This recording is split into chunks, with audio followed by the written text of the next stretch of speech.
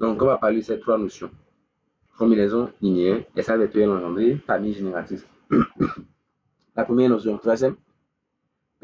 Voilà, qu'on fait une combinaison linéaire. Voilà. Donc, des expressions, par exemple, j'introduis dans le grand R, par exemple. Okay? Je vais partir des hommes introduits dans le grand R quand je prends par exemple X, Y, des nombres réels, alpha par exemple, bêta des nombres réels.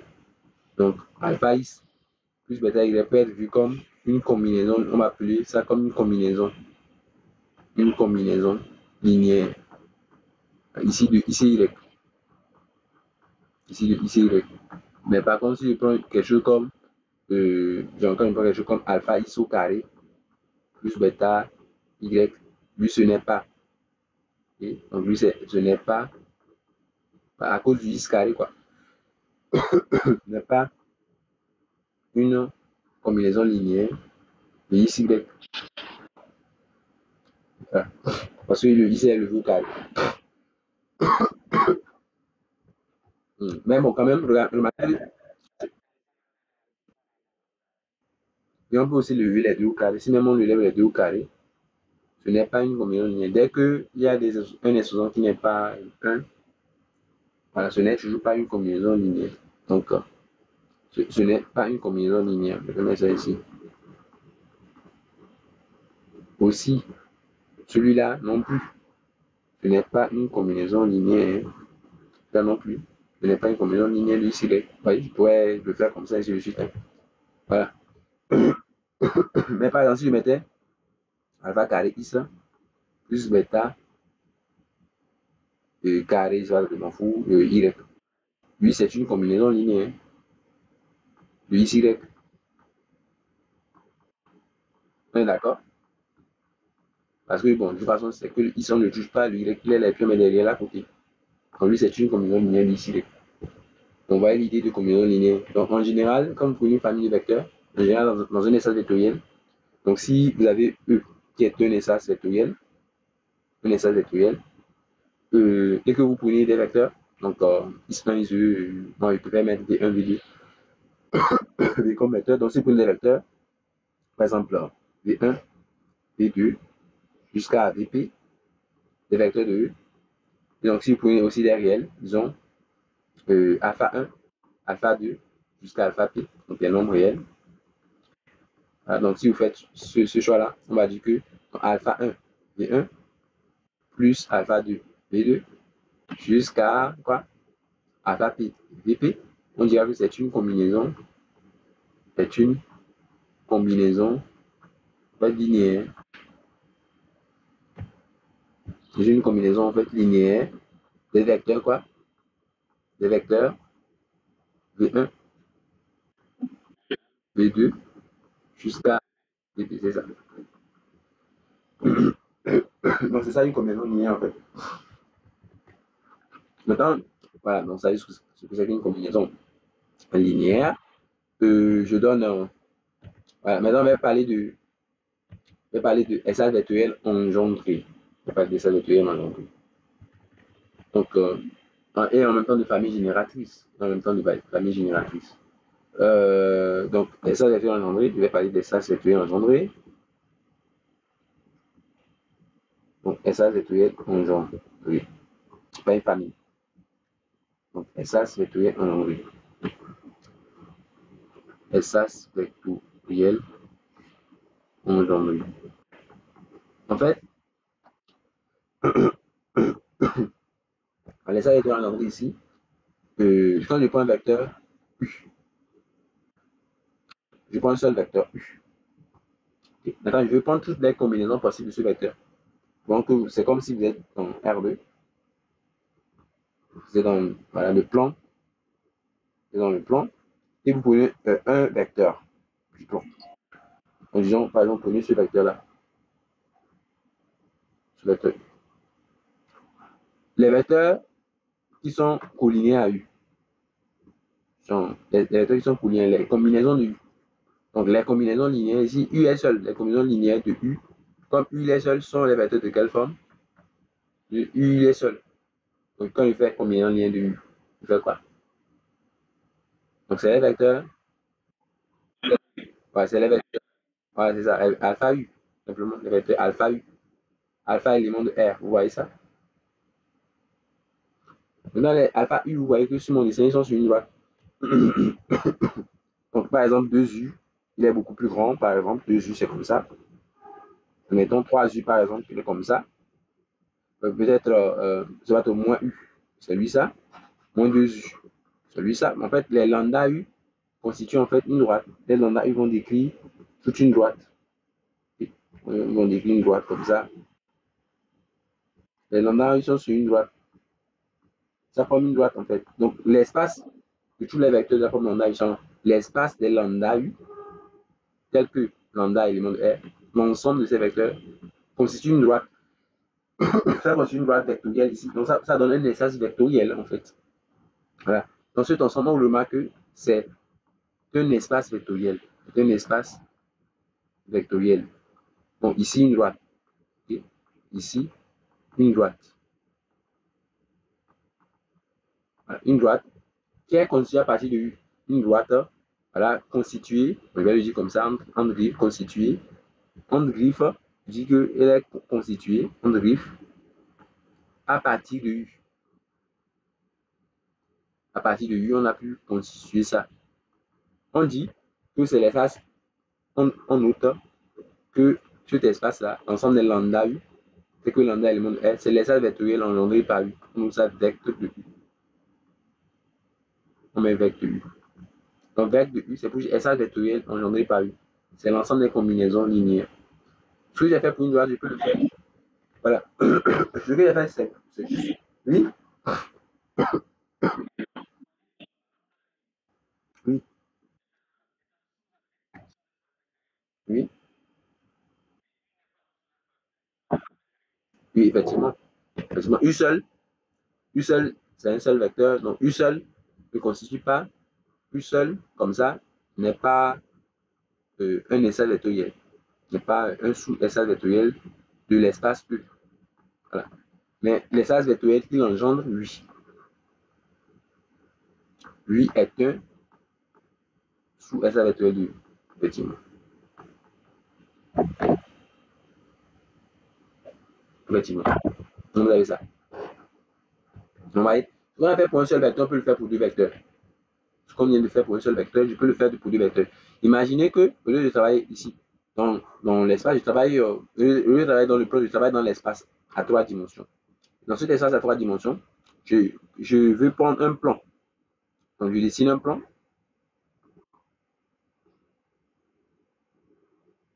Et je dessine un plan. Ce plan, en fait, je peux le voir comme, bon, mais au lieu de dessiner un plan, on va voir ça comme ça. Je vais prendre plutôt deux vecteurs. Okay? Donc, je prends le premier vecteur ici, le second vecteur là. Donc, j'ai U et V. Donc, les combinaisons de U et V, quand je fais alpha U plus bêta V, bon, alpha U, par exemple, il est ici. Alpha U, c'est un vecteur qui est par exemple ici. Ça, c'est alpha U, par exemple. Bêta V, c'est un vecteur qui peut être ici. Bêta V. Donc, alpha U plus bêta V, c'est la somme. Donc, lui, il est, on voit, je trace la parallèle. Pour voir alpha U plus bêta V, je vais tracer, genre, une sorte de parallèle, comme ça. Donc, ça, c'est alpha U. L'autre, c'est bêta V. Et j'aurai la somme, en fait. Donc, ici, c'est bêta V, je précise. Donc, quand je fais alpha U plus bêta V, vous voyez, j'obtiens un truc comme ça. J'obtiens ce vecteur. Donc, ce vecteur, en fait, c'est alpha U plus bêta V. Ce vecteur que vous voyez, lui, c'est alpha U plus bêta V.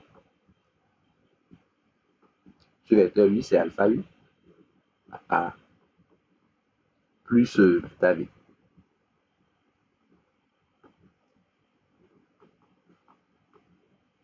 Vous voyez, donc, en fait, les vecteurs alpha U plus bêta V vont décrire un plan. Donc, ça, dans alpha U plus bêta V, en fait, se retrouve dans le plan qui est en bas, dans ce plan-là. Dans le plan, voilà. Donc, l'ensemble des vecteurs, en fait, je vais dire que l'ensemble des combinaisons de U et V, dans l'ensemble des vecteurs comme alpha U plus bêta V, ou alpha et V, alpha et bêta plutôt décrivent R, cet ensemble, quand on va prendre tous les vecteurs là, ils vont être dans le plan qui est en bas en fait. C'est ça qu'on note. Donc ici est un espace vectoriel. Donc plus précisément sur l'espace vectoriel, ici, que E, je suis dans est un sous-espace vectoriel de E. Donc ici un plan. Ici un plan vectoriel. En fait, qui est constitué à partir de quoi? Constitué à partir de deux vecteurs. Constitué à partir de deux vecteurs. De deux vecteurs, ici U et V. Oui.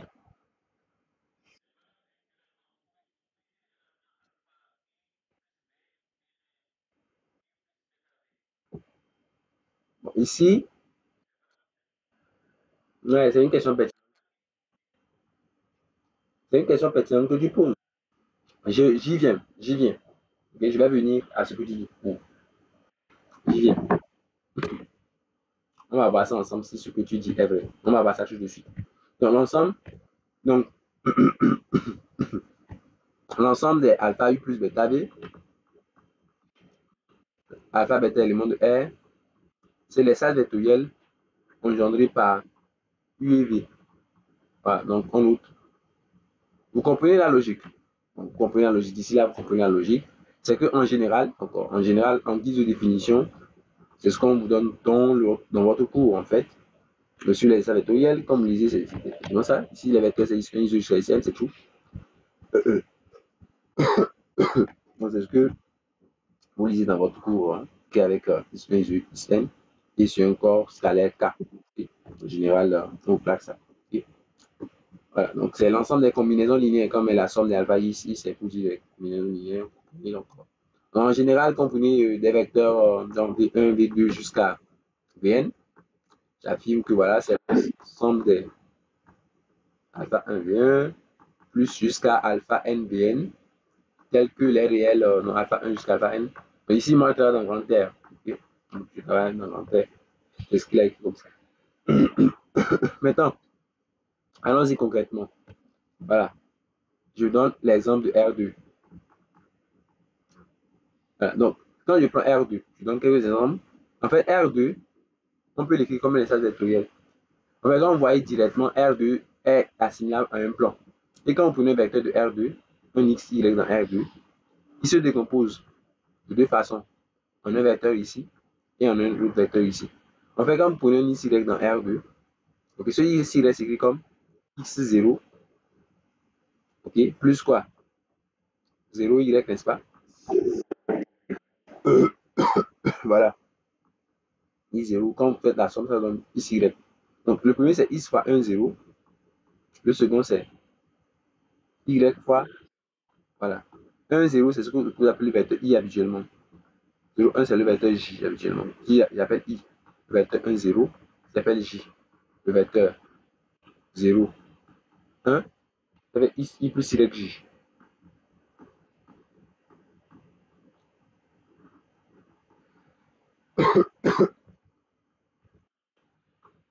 Moi, on dit que ici, Y appartient à quoi? À l'espace vectoriel engendré par qui? Par I et J. Donc, R2 est donc inclus dans l'espace vectoriel. Puisque ça, c'est tous les vecteurs de R2. Donc, je vois que tout élément de R2 est ici. C'est-à-dire que R2 est donc inclus, okay, ou égal.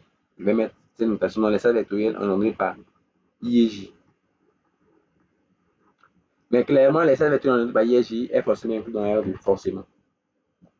Pas, donc, genre, je suis dans R2. Donc, clairement, quand je prends, genre, réciproquement,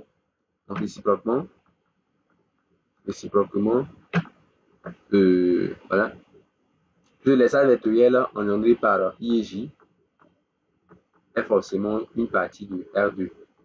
Car I et J sont dans R2, donc leur combinaison aussi. Donc, forcément, leur combinaison aussi.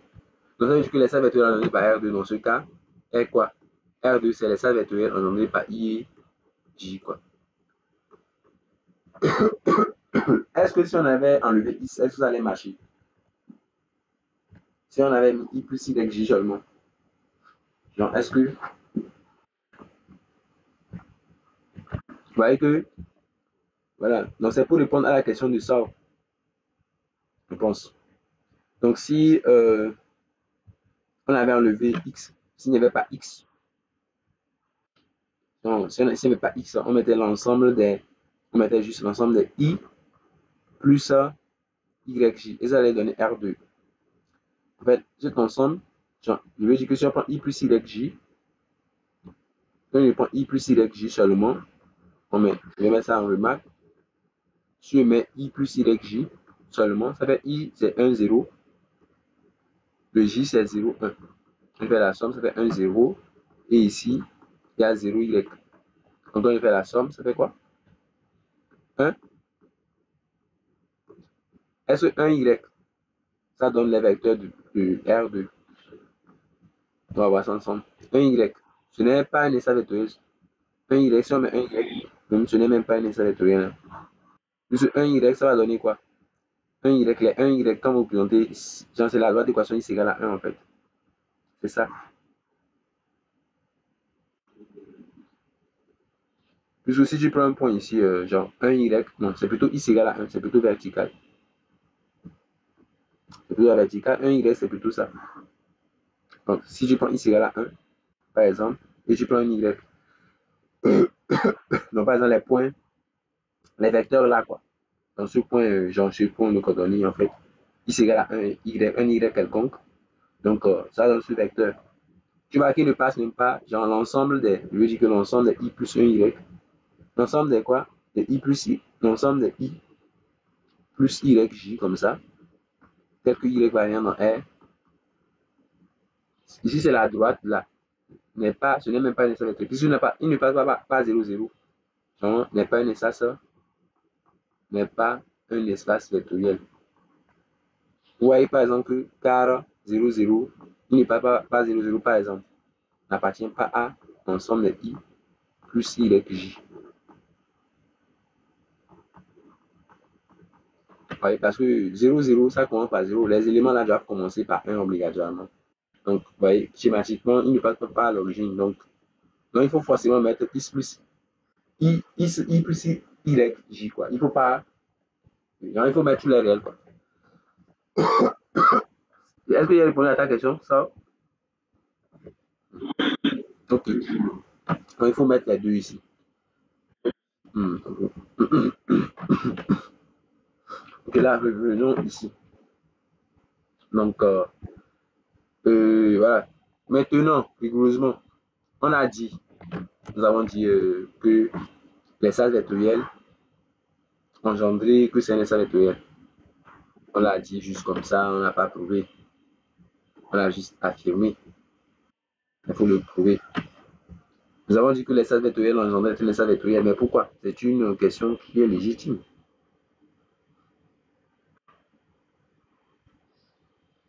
Donc, en fait, on a dit que les salles vectorielles engendrées par une famille de vecteurs, on a dit que c'est un espace vectoriel. On l'a dit, on l'a affirmé. On n'a pas fait de preuve. On peut vous demander de faire la preuve. Soit un espace vectoriel sur un grand cas et soit ici famille de vecteurs va être une chose avec les deux. Donc, il faut justifier. Pourquoi l'espace vectoriel? Pourquoi est-ce que l'espace vectoriel engendré par une famille de vecteurs? Pourquoi est-ce que c'est un sous-espace vectoriel? Pourquoi? Pourquoi ça? C'est ce qu'on va chercher à démontrer. Et bon, au moins, ça va nous servir d'exercice de rappel. Quand tu veux montrer que l'espace vectoriel est un seul vectoriel de E, il faut faire deux choses. Un et deux. Un, qu'est-ce qu'il faut faire? Je vais voir si vous appuyez votre cours. Vous êtes différent de l'ensemble vide. OK?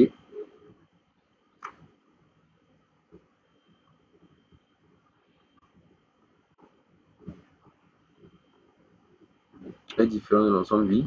Ensuite,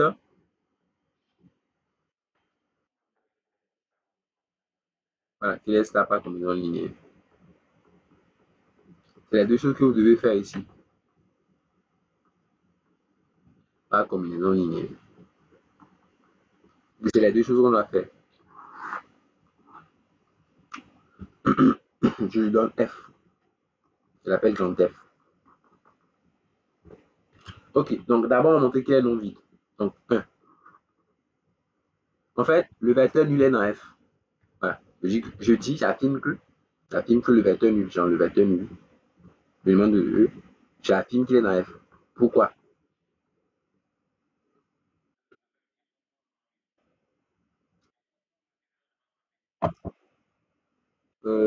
Ouais, mais il faut démontrer ça. Pourquoi?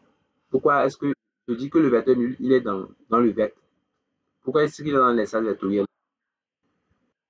Parce que, effectivement, le vecteur nul, ça fait quoi? Zéro fois x1 plus zéro fois quoi? X2 jusqu'à quoi? Donc, il ne faut pas perdre de vue la définition de l'espace vectoriel engendré. Pour être dans l'espace vectoriel engendré, il faut être combinaison des vecteurs. Donc, comme le vecteur nul s'écrit comme combinaison, donc ceci, c'est une combinaison linéaire des ici, i allant de 1 à n, alors il est dans F. C'est ce que j'ai fait pour nous. Donc, il est dans F. Donc, F est non vide. Donc, F est non vide. Okay? Parce que le vecteur nul est non. La deuxième des choses, je vais montrer que les stars pas combinaison linéaire. Donc, et ça, on a l'habitude de prendre deux vecteurs. Donc, par exemple, U et V, soit, mais ici, si vous voulez. U et V, soit U et V, des éléments de F et lambda. Ici, un seul lambda suffit. Un lambda dans grand R. Je vais la démonstration pour grand R. Hein. Ok, moi, je fais pour grand R. Maintenant, s'il y a un K, vous mettez K. En soit UV, élément de F et lambda 1 scalaire. Donc, ici, ça veut dire que U est combinaison. Si U et V sont dans F, F c'est l'espace vectoriel en fait, engendré. Donc U et V appartiennent à F. Donc à l'espace vectoriel engendré par les X1 jusqu'à Xn. Alors U c'est se décompose. Alors on peut dire qu'il existe. Alors il existe des familles, il existe dans des réels, alpha 1 jusqu'à alpha n, élément de R. Il existe aussi des réels, bêta 1 jusqu'à bêta n. Donc en terre, tel que puisque U est dans l'espace vectoriel, donc U s'écrit comme combinaison, somme des alpha I ici, I allant de 1 à n. Donc, je ne parle de U. U se décompose parce qu'il est dans l'espace vectoriel engendré. V aussi se décompose. V se décompose comme somme des bêta I ici, I allant de 1 à n. Donc, ça se décompose sur les ici, l'autre aussi. Non, nous, on va calculer lambda U plus U plus lambda V si vous voulez. U plus lambda V, ça fait somme des alpha I ici, plus quoi? Lambda fois quoi? La somme bêta I. Voilà. Et maintenant, vous avez ça sous une même somme. La somme. Donc, vous avez alpha I ici. Et lambda fois quoi? Bêta I ici. Vous voyez que vous pouvez mettre ici en facteur. Alpha I plus lambda bêta I ici. Ceux-ci forment d'autres réels. On va leur donner le nom gamma I. Si on l'appelle gamma I, vous avez donc la somme I allant de 1 à n de quoi? De gamma I ici. Avec, donc gamma I, ce que j'appelle gamma I, c'est alpha I plus lambda bêta I, qui est donc aussi un réel. On peut donc dire de quoi pour U plus lambda V, combien de calculer? Il est dans quoi? Il est dans F. Donc, il est dans vecteur 2 sur les combinaisons. Donc, de X1 jusqu'à Xn, on est d'accord? Donc, il est dans F. On voit bien que U plus lambda V est donc dans F. Et donc, voilà. Donc, F est quoi? Donc, F est bien 1 sur sa vectoriel. Puisqu'il est pas comme lien, donc, est bien 1 sur sa vectoriel. Ouais, 2. C'est CQFT. Donc, ouais, c'est pas très compliqué, quoi.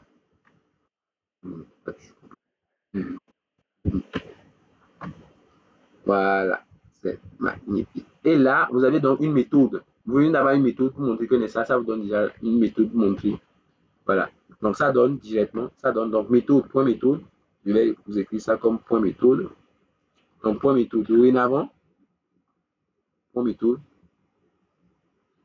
Donc, pour montrer que, dorénavant, si vous avez nécessité, si vous voulez montrer que F est un sous-espace vectoriel de E, par exemple, on peut juste montrer que il est engendré. On peut juste montrer que il est engendré par F. vectre de certains vecteurs, V1 jusqu'à un certain Vn. Et puis c'est tout. Genre, si tu arrives à voir, pour montrer que F s'écrit comme ça, V1, Vn plus V.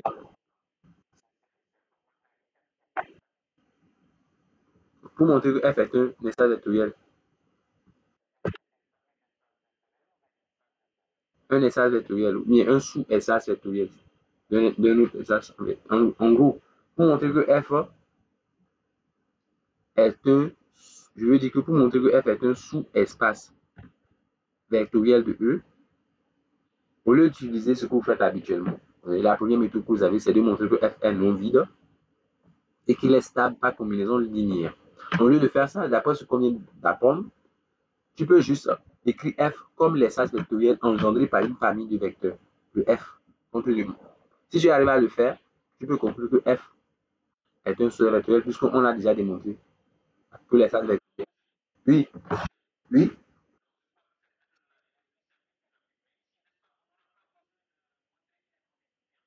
Non, on n'a pas besoin qu'il ait non vide. Parce que si l'espace vectoriel, si c'est l'espace vectoriel engendré par quelque chose, il est forcément non vide. On n'a pas besoin de faire ça.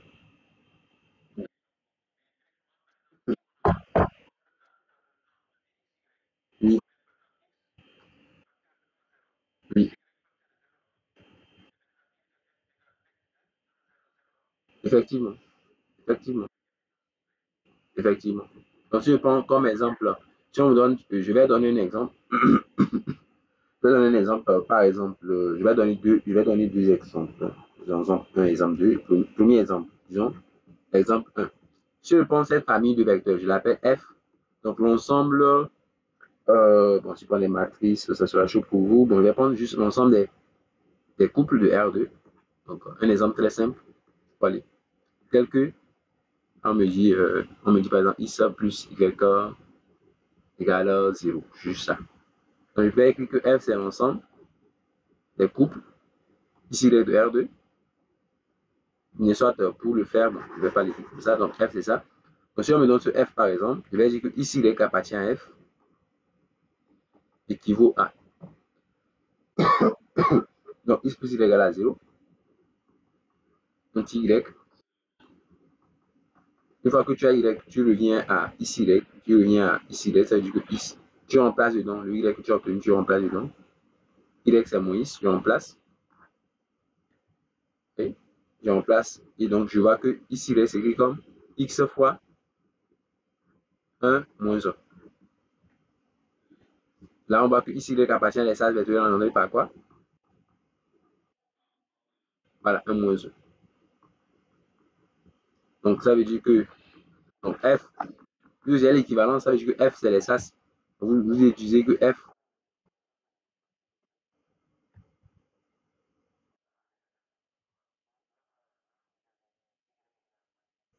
oui, Y, c'est moins 10.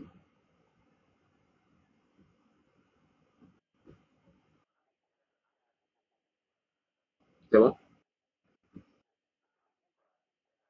Oui, X égale à X, bon, lui, il est vrai, donc je peux le mettre. Oui, oui, oui, oui.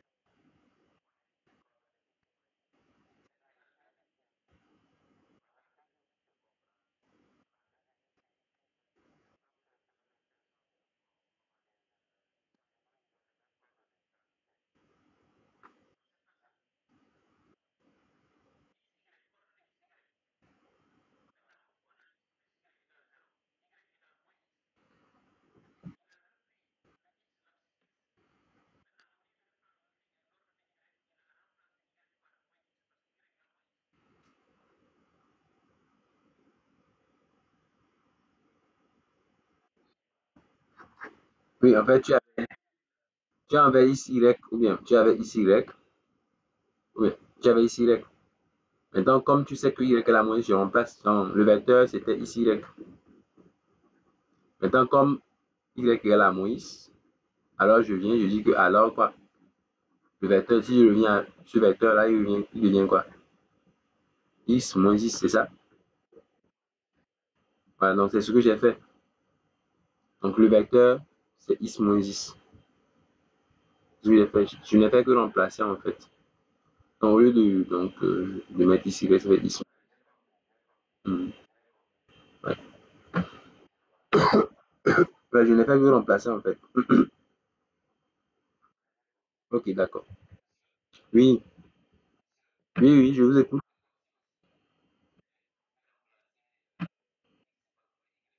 Effectivement, effectivement, tu pourras le faire.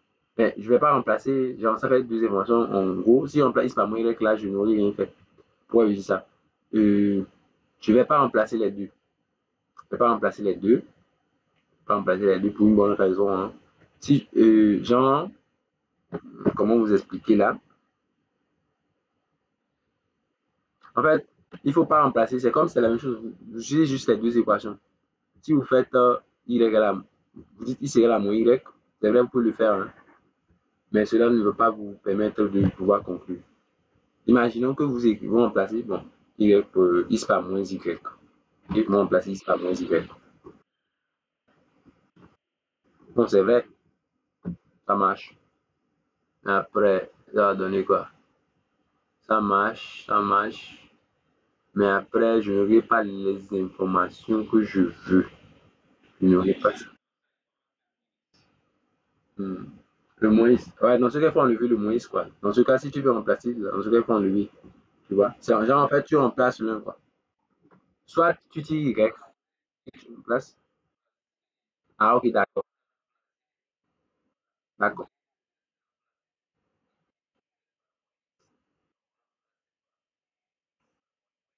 Effectivement, effectivement, tu peux faire ça. Ok, tu peux faire ça, ça marche. Ça aussi, et c'est la même chose. Tu retiendras le même résultat. Bon, à peu près, mais c'est la même chose quand même. Voilà. Ok.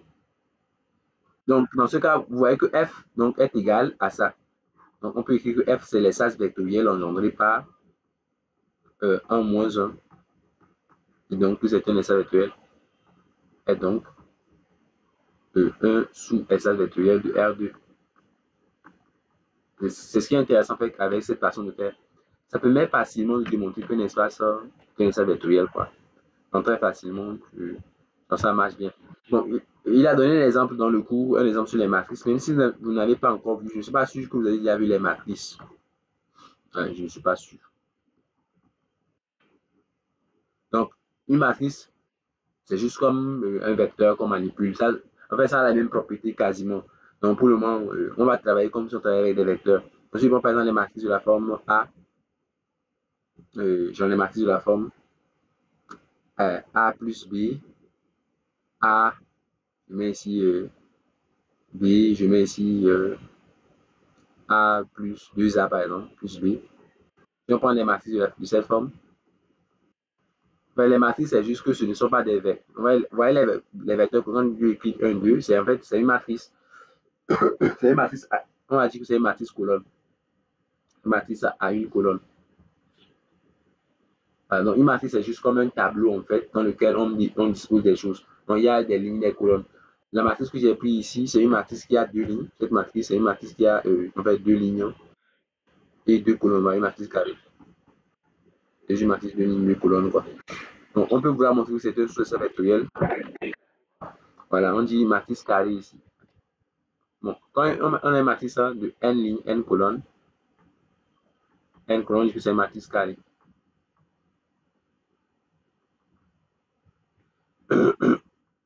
Pas de matrice carrée.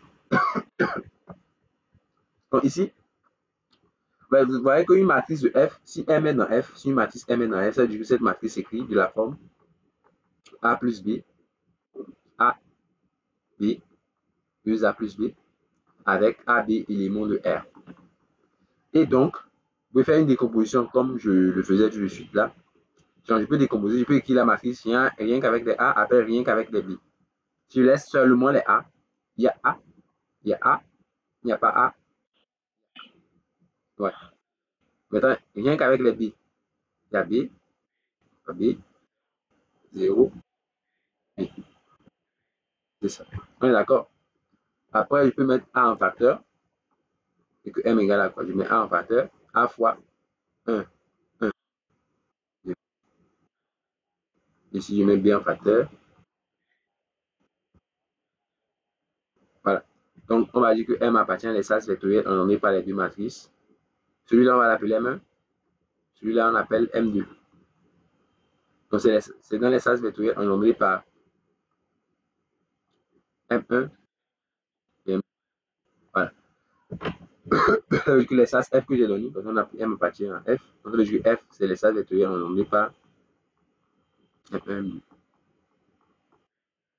Voilà. Donc, F est un, ici, sous l'espace vectoriel, de l'ensemble des matrices carrées, de l'ensemble des matrices carrées. Bon, cet ensemble M, l'ensemble des matrices carrées, on montre M2 et on met 2R. C'est pour dire, c'est l'ensemble des matrices carrées, on met ensemble des matrices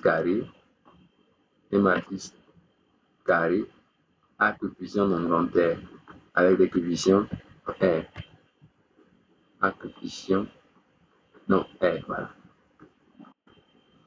C'est une méthode en fait qui est très pratique en fait. Pour montrer qu'un essai vectoriel, on s'en servira. Voilà. C'est une méthode qui marche, qui est très intéressante. Oui. On s'en sert souvent. On s'en sert souvent. Oui,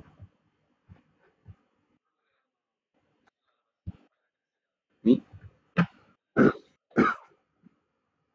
Et vous dites, hein?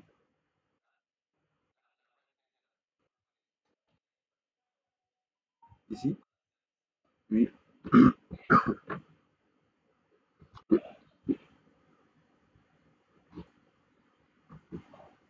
On a écrit uniquement avec les A. Après, on a écrit uniquement avec les B.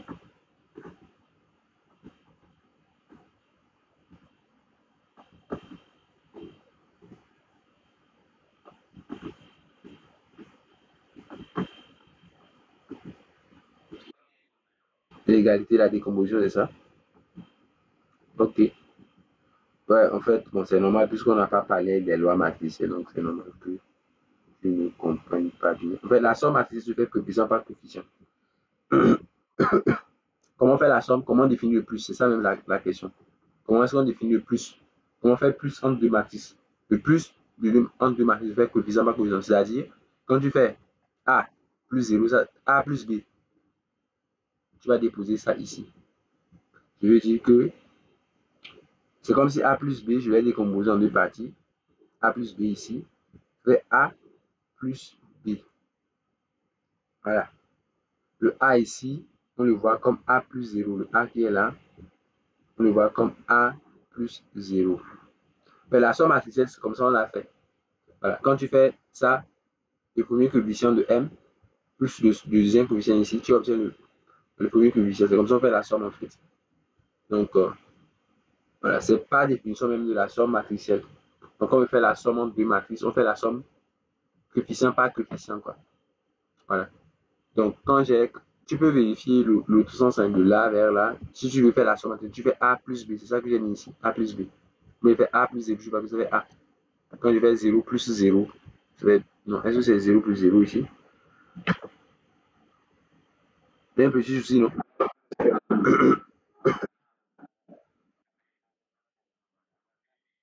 Il y a B. Il y a un souci ici, c'est B.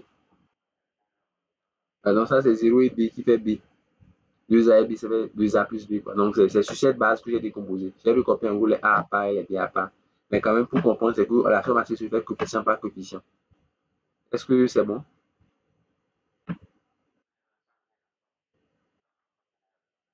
Oui,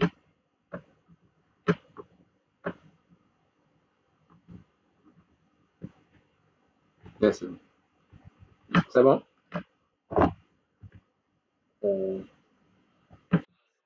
Ok, d'accord.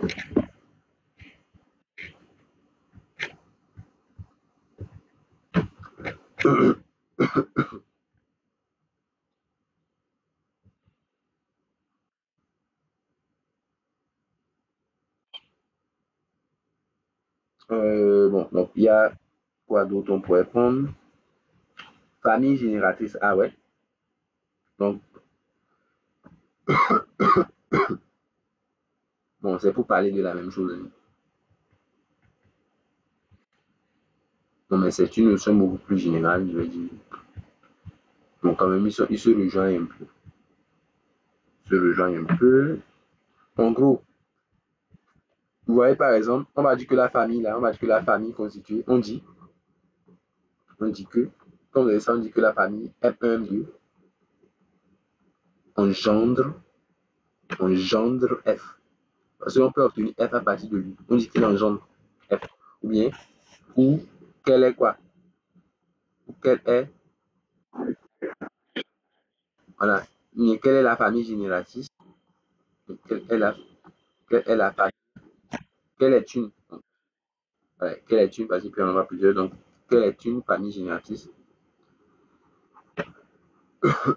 On dit quelle est une famille génératrice de F. Donc, c'est juste un vocabulaire. Vous voyez? Donc, c'est comme par exemple un peu plus haut. Par exemple, ça, je vais donc dire que si la famille génératrice, comme une famille génératrice 1 moins 1 est génératrice de F. Oui. Donc, en gros, c'est une famille génératrice de F. Donc voilà, c'est une famille qui permet d'obtenir F, quoi. On appelle ça une famille génératrice. Voilà. Donc c'est ça le vocabulaire en fait. Si on dit que F, une famille F, famille de vecteur E. On dit que F est génératrice. On dit que F est génératrice de F. Ça. Si et seulement si F est égal à ça vectoriel en donné par F. Comme ça. Donc c'est juste ça.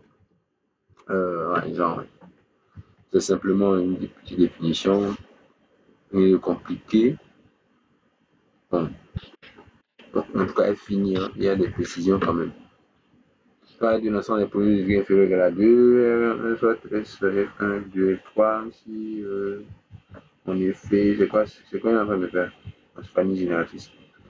Famille liée, bon, ça va être un peu beaucoup de choses aujourd'hui, mais bon, la prochaine fois, je pense qu'on va continuer. J'aimerais un peu en parler déjà de ces choses, mais bon, déjà, bon, si vous avez dans les 6 heures de vos examens passés et tout, j'aimerais voir comment voilà, on compose les examens chez vous aussi. Voilà, pour orienter le travail qu'on va faire aussi pour les prochaines fois. Sinon, euh, ouais, c'est bon, c'est bon. Ok, famille génératrice, je sais. Ouais, donc la prochaine fois, on va continuer avec la notion de famille liée. Ouais, famille liée. Ouais, la prochaine fois, on va parler de sa famille liée, on va parler de base. Ouais, on va faire ça la prochaine fois. Le cours un peu facile, hein? Ouais, donc on parle de ça. Après, bon, là, je pourrais dire que le cours c'est 18 pages, 8 pages. Bon, au niveau de. Donc là, bon, en tout cas, c'est parce qu'il a mis beaucoup de choses. En fait, c'est tout le cours, n'est-ce pas? Je pense que ça, c'est tout le cours.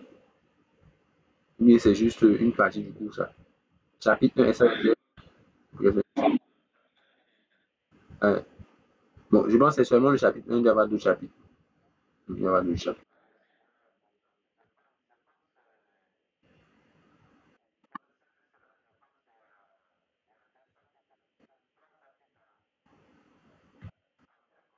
Ok, je vois. Oui, ah ouais, tu vois. Ok, d'accord. D'accord, ça marche.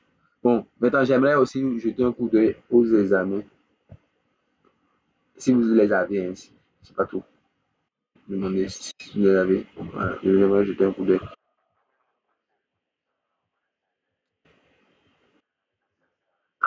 Ok, d'accord. Comme ça, on pourra bien travailler. Ouais. Donc, la prochaine fois, bon, de préférence, j'aimerais bien qu'on termine. Bon, on va pas pouvoir terminer, je suis en train de mentir. Au moins, en 2 séances d'algèbre linéaire encore, je pense qu'on peut terminer la partie essence vectorielle.